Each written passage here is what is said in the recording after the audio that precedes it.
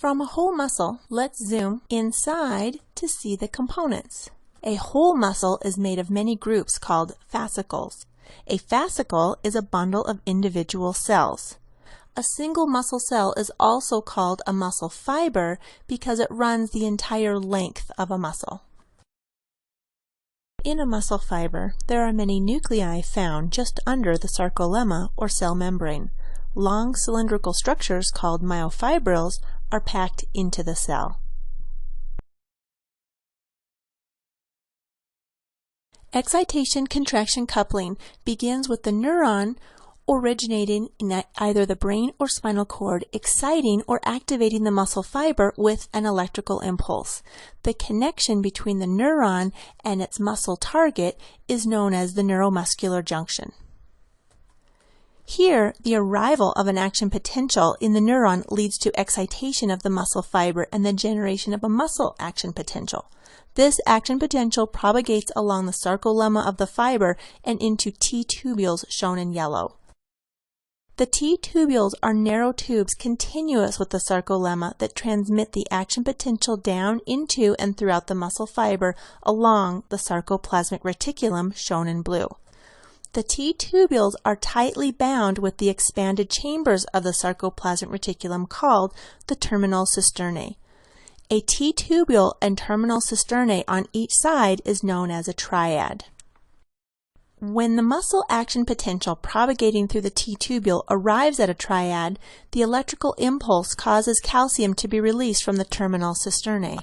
This increases the calcium concentration in and around the underlying myofibril by more than 100-fold.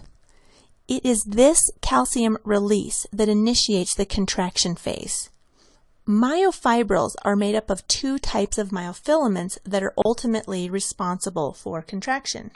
Thick filaments made primarily of myosin and thin filaments made primarily of actin. The calcium-filled sarcoplasmic reticulum surrounds the myofibrils. Calcium release from the sarcoplasmic reticulum allows these two myofilaments to interact, leading to contraction. This occurs through two intermediate steps. First, calcium binds to the regulatory protein troponin on the thin filament. Second, this binding leads to a shift in the position of the other regulatory protein, tropomyosin. This exposes active sites on actin to which myosin heads on the thick filament can now bind and pull. Let's see this from a different view. Here we see the view of the thin and thick filaments like looking at the side of a log truck. When we turn to see the end view, like the back of a log truck, it looks much different. Here are the beads of a single thin filament strand and the bundled myosin molecules of the thick filament strand. At rest, tropomyosin is covering the yellow active sites on the thin filament, preventing myosin from attaching. With the release of calcium from the sarcoplasmic reticulum, calcium binds to troponin and tropomyosin shifts over. With the active sites now exposed, the myosin head can attach, thus starting the contraction phase. The muscle contraction process is shown here.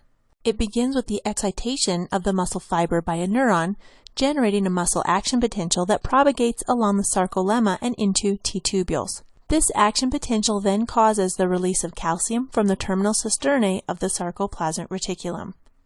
The released calcium affects regulatory proteins on the thin filaments within myofibril, allowing myosin to bind and pull actin.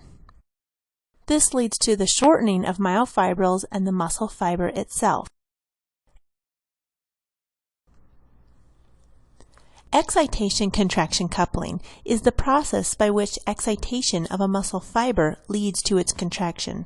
It is important to note that the thick and thin filaments cannot respond directly to the electrical events associated with excitation. Instead, contraction is a calcium-dependent process. Thus, calcium release triggered by excitation is a central component coupling excitation to contraction.